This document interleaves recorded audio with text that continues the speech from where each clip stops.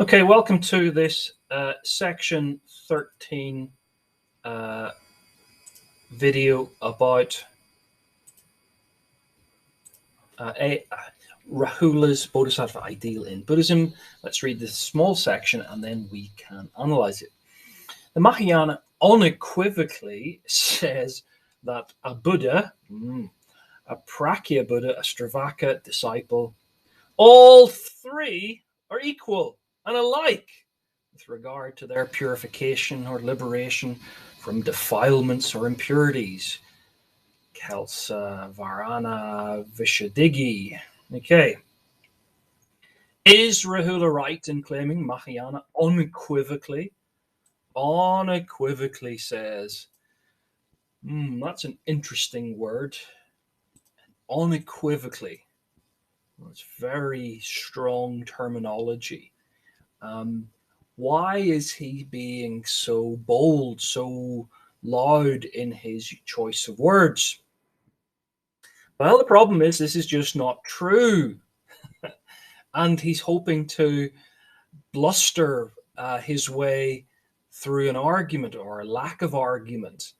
In any case, how does he know all Mahayana say whatever? Mahayana is a vast collection of a range of viewpoints. Mahayana is just not like Theravada. It's a sprawling family of traditions. Think you've done this in your A-level course. The Pure Land Buddhists, who believe the saying of Honen, which runs, even a bad man will be received in the Buddha's land. How much more a good man? While true Pure Land Buddhists believe Shinran, who turned this into, even a good man will be received in the Buddha's land. How much more a good man? Well, Mahayana don't say anything unequivocally. They're quite often contradictory in what they say. So the fact that he knows what they all unequivocally say really is disingenuous, or I don't think it's naive. I mean, he isn't being naive. He's maybe ignoring certain things, or but it is sort of disinformation. So what is Rahula doing here in painting out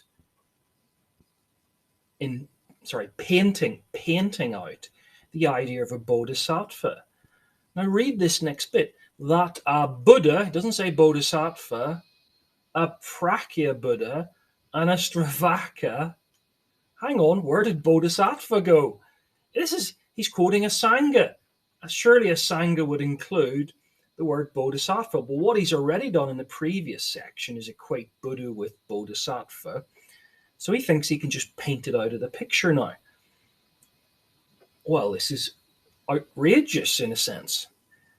This is the process we can see of replacing the identity statement a Mahayana would want to make about the aim of being a bodhisattva for the aim of being a Buddha.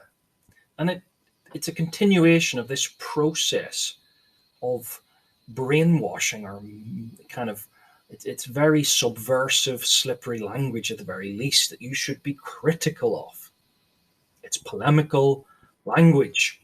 Number 3, is Rahula right in his claim that the Buddha, a Prakya Buddha, and Stravaka are all equal and alike with regard to their purification or liberation from defilements or impurities? No! Again, this is just wrong. This is reading into a Sangha or eisegesis, reading into the text of a Sangha, a sort of proto-Theravada path of purification that kind of didn't exist in the 3rd, 4th century. That was really a 5th century development of Buddha Agosha. Might have been there in part. The early and especially mature Mahayana writings like a Sangha contrast, importantly, compassion for others with the kind of selfish, introspective life of the proto-Theravada and Stravaka, as it perhaps encouraged in the Pali Canon, especially in Abhidharma. So no, this is not equal and alike. They are not equal and alike with regard to purification. Mahayana would say the opposite. So this is really bold ignoring of what Mahayana think. But what then is the purification from defilements or impurities? And we get this Vishuddhigi, the Kelsa Varna Vishuddhigi. Right, well, the term here meaning purification from defilements or impurities of the mind, i.e., at least the three poisons, greed, hatred, and ignorance, that gets hugely developed in the commentorial traditions of the 4th and 5th century of Theravada onwards. Well, the historical critical scholar like Basham would want us to note here that there is a development in perhaps the Buddhist thought, perhaps the people who wrote down the Buddhist thought in the Pali Canon, and how at least is being reported in the commentaries between the first and third sermon, where these idea of the defilements and impurities appear. It seems the earliest strata. What is the defilement? Well, it's desire. But then later on, it gets developed into greed, hatred, and ignorance is the emphasis on texts. And there is a list of defilements that develops that vary widely in different early Nikaya schools, Buddhist, Stravaka, and Mahayana texts as well. What are the defilements, the impurities? Well, people disagree. Asanga's brother Vasubandhu in the Abhidharma Kosa argues there are 6 basic defilements. Again, starting with the early ones and adding to them greed, hatred, ignorance, beyond the 3 poisons to arrogance, doubt, and false views or opinionatedness. That's a great word.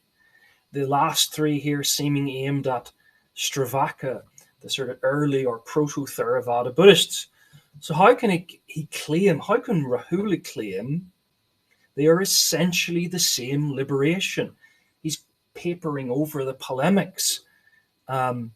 If they can identify different lists of defilements that different groups are aiming at kind of getting rid of, and the reason for the different lists of defilement is to differentiate politically one group from the other.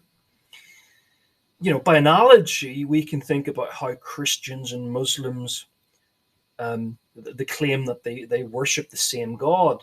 Well, do they? Can a Muslim say Jesus is God incarnate? No, of course not. This would be for a Muslim the sin of shirk. A Muslim cannot believe in the Trinity. Again, that would be shirk. These are basic teachings of Islam. And so it's a nonsense in the end to say Muslims and Christians worship the same God. Wanting the soteriological and essential truth to be so doesn't just make it so. So this was section 13. Rahula.